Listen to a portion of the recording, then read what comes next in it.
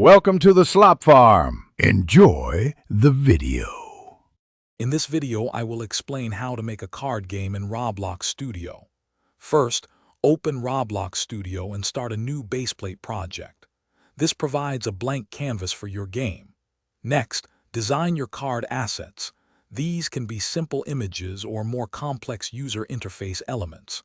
Finally, organize your project by creating folders for scripts, card data, and your user interface. This structured approach makes development much smoother and easier to manage. Now, let's dive into the core game logic. You'll need a main server script to handle game states, like whose turn it is, and to manage the overall flow. Implement functions for drawing cards from a virtual deck and for playing them onto the game board. Crucially, use remote events to ensure smooth communication between the player's client and the game server. This allows for interactive gameplay and synchronized actions across all players. Next up is designing the user interface, which is how players interact with your game. Create a clear interface to display each player's hand and important game information, such as scores or remaining cards. Incorporate interactive buttons for key actions like drawing a new card, playing a card, or discarding one.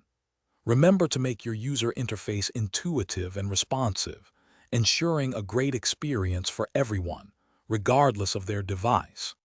Finally, it's time for testing and publishing your creation. Thoroughly test your card game with at least 2 players directly within Roblox Studio to catch any bugs. Pay close attention to card drawing mechanics, playing actions, and how the game state progresses. Once you're confident everything works smoothly, publish your game to Roblox. This allows a wider audience to play and provide valuable feedback, helping you improve your game even further. Thanks for watching. Consider subscribing if we helped you today.